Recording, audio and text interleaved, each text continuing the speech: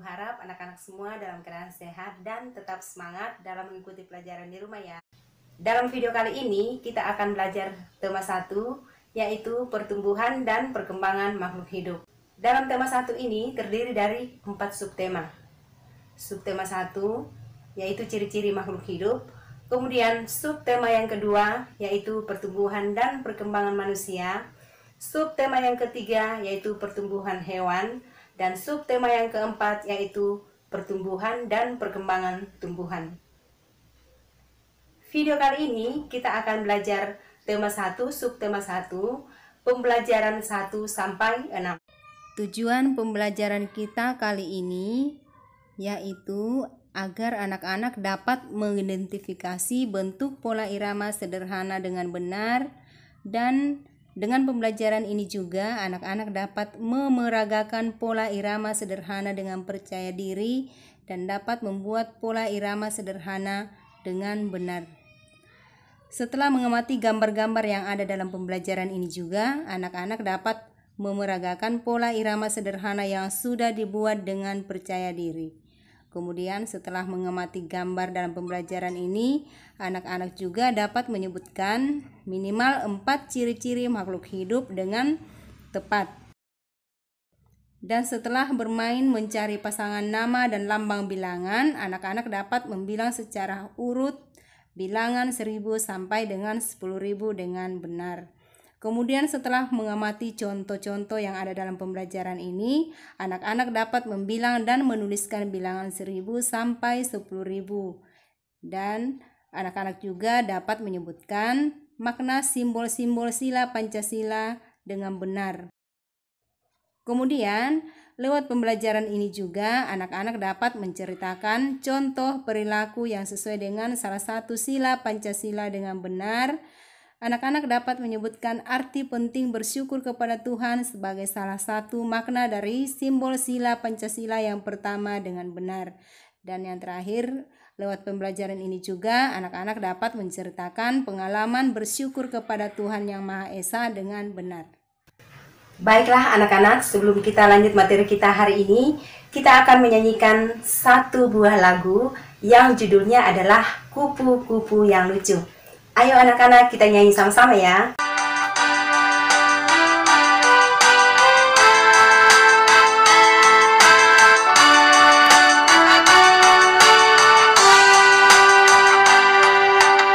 Kupu-kupu yang lucu, kemana engkau terbang? Hilir mudik mencari bunga-bunga dan kembang, berayun-ayun. Ada tangkai yang lemah, tidakkah sayapku merasa lelah. Nah anak-anak, di sekitar tempat tinggal anak-anak, pasti anak-anak pernah melihat kupu-kupu, bukan? Kupu-kupu merupakan salah satu contoh makhluk hidup yang ada di sekitar kita. Anak-anak, materi kali ini kita akan belajar pola irama sederhana. Anak-anak sudah tahu belum apa yang dimaksud dengan pola irama? Pola irama adalah panjang pendeknya bunyi. Dalam buku Bupena halaman 3, anak-anak bisa lihat ada tanda garis panjang yang artinya lagu tersebut dinyanyikan dengan bunyi panjang, dan ada tanda garis pendek yang artinya lagu tersebut dinyanyikan dengan bunyi pendek. Agar anak-anak lebih memahami materi pola irama sederhana ini, anak-anak simak contoh berikut. Mari anak-anak, kita lihat sama-sama teks lagu Kupu-Kupu yang Lucu. Kita lihat baris pertama dan baris yang kedua. Baris pertama, kupu-kupu yang lucu. Nah, coba anak-anak amati. Pada kata kupu, ku dinyanyikan dengan bunyi panjang, sehingga diberi garis panjang. Dan pu dinyanyikan dengan bunyi pendek sehingga diberi garis pendek. Kemudian pada kata kupu yang lucu, kupu yang lu dinyanyikan dengan bunyi yang pendek sehingga diberi garis pendek.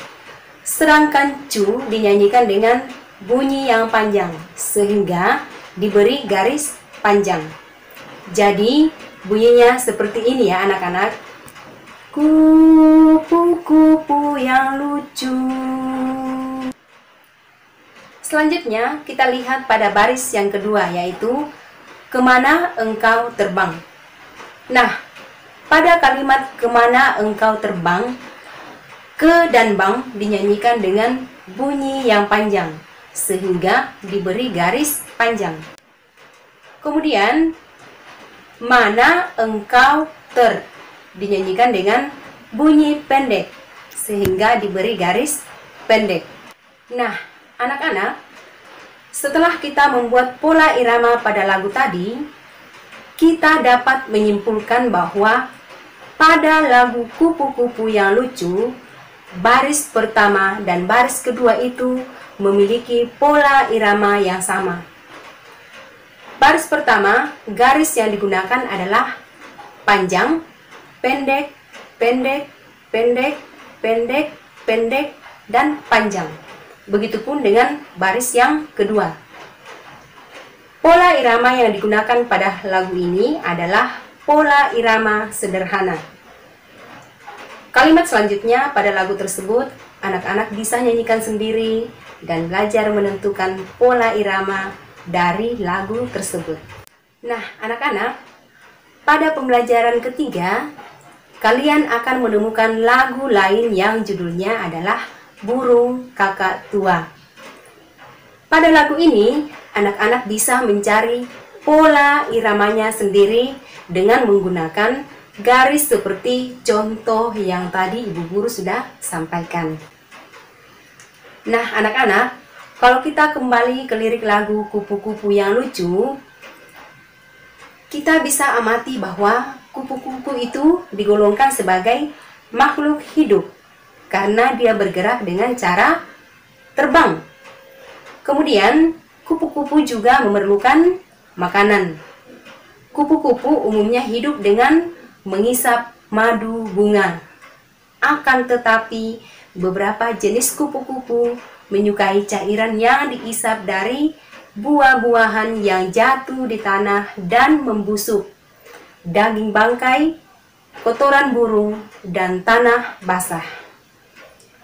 Lalu apakah ciri-ciri makhluk hidup itu?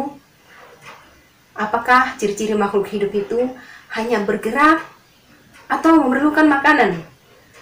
Tentunya bukan itu saja ya anak-anak.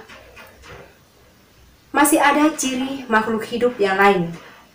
Nah, anak-anak, bagaimana kita bisa mengetahuinya? Supaya anak-anak bisa tahu, sekarang anak-anak baca teks dengan cermat dan teliti.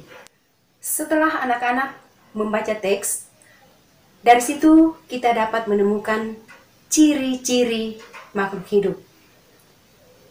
Dalam teks ini kita dapat menemukan kosakata yang berhubungan dengan ciri-ciri makhluk hidup. Nah, anak-anak, mari kita baca sama-sama teks yang ada di halaman 5, paragraf yang pertama. Makhluk hidup memiliki ciri-ciri yang berbeda dengan benda tak hidup. Makhluk hidup memerlukan oksigen untuk kelangsungan hidupnya. Makhluk hidup bernapas untuk mendapatkan oksigen. Pada paragraf yang pertama ini, kita dapat menemukan kata yang berhubungan dengan ciri makhluk hidup, yaitu kata bernapas. Ya, kemudian kita lanjut pada paragraf yang kedua. Makhluk hidup juga memerlukan makanan untuk kelangsungan hidupnya. Makanan diperlukan oleh makhluk hidup untuk tumbuh dan berkembang. Pertumbuhan makhluk hidup ditandai dengan perubahan bentuk dan ukurannya. Ya, anak-anak, pada paragraf yang kedua ini, kita dapat menemukan kosakata yang berhubungan dengan ciri-ciri makhluk hidup, yaitu kata makanan. Sekarang kita lanjut pada paragraf yang ketiga. Makhluk hidup berkembang biak, artinya bertambah banyak. Makhluk hidup berkembang biak untuk mempertahankan jenisnya agar tidak punah. Pada paragraf yang ketiga ini, kita dapat menemukan kosakata yang berhubungan dengan ciri-ciri makhluk hidup, yaitu kata berkembang biak. Sekarang kita lanjut pada paragraf yang keempat. Makhluk hidup bergerak. Cara bergerak makhluk hidup bermacam-macam. Ada makhluk hidup yang bergerak dengan berjalan dan berlari. Ada juga yang berenang atau terbang. Dalam paragraf yang keempat ini, dari sini kita dapat temukan bahwa ada kata yang berhubungan dengan ciri makhluk hidup, yaitu kata bergerak. Jika anak-anak sudah membaca teks tersebut dengan cermat dan teliti, anak-anak bisa kerjakan tugas yang ada di buku Bu Pena halaman 5.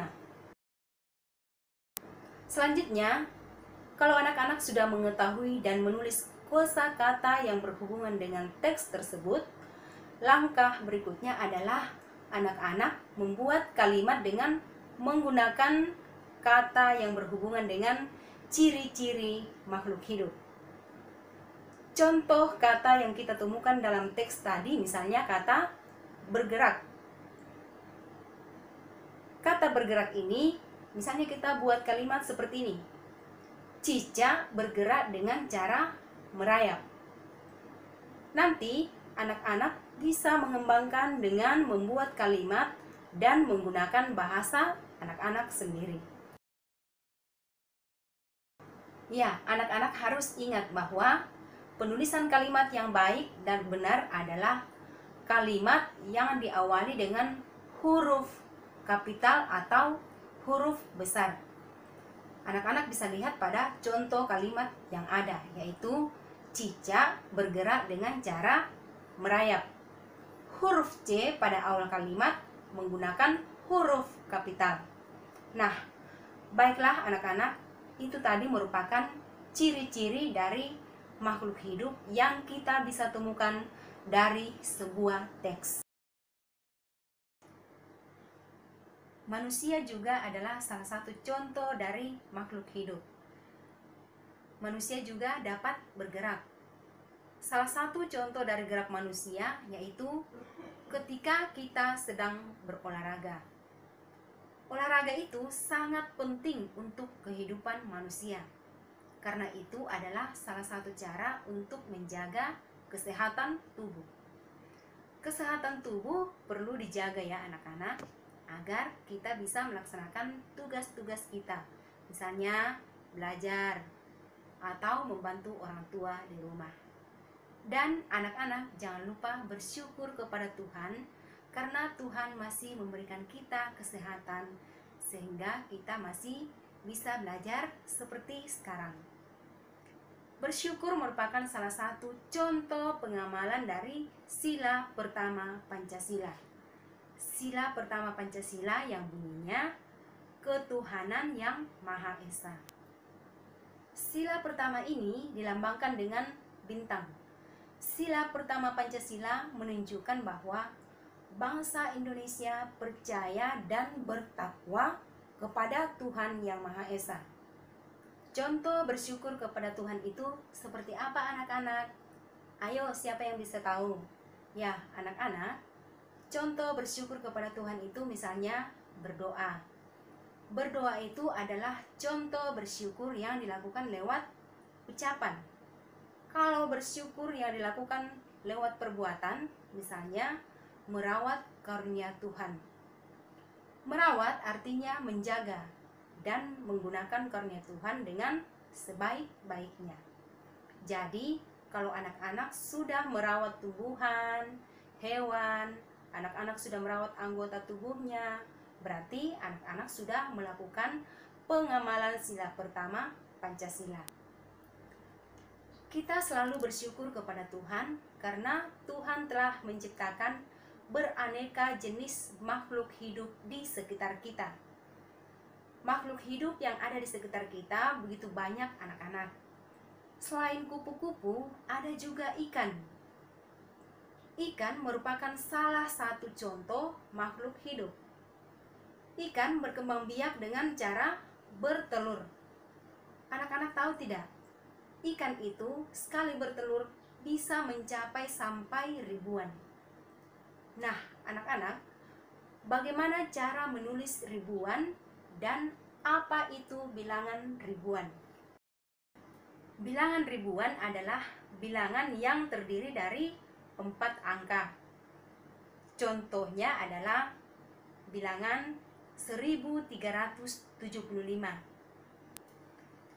Anak-anak, kita lihat bilangan ini terdiri dari 4 angka. Setelah kita mengetahui apa itu bilangan ribuan, kita akan belajar tentang nilai tempat bilangan. Nilai tempat bilangan selalu dimulai dari angka yang paling belakang. Dan urutannya selalu dimulai dari satuan, puluhan, ratusan, ribuan, dan begitu seterusnya. Jadi, anak-anak harus ingat, untuk menentukan nilai tempat bilangan itu selalu dimulai dari angka yang paling belakang. Contohnya, 1375. Angka yang paling belakang adalah angka 5. Berarti angka 5 ini adalah satuan. Di depan angka 5 ada angka 7. Berarti angka 7 itu adalah puluhan. Di depan angka 7 ada angka 3. Berarti angka 3 ini adalah ratusan. Di depan angka 3 ada angka 1. Jadi angka 1 ini adalah ribuan. Sehingga dibaca 1375. Nah, untuk nilai tempat bilangan, anak-anak sudah tahu kan?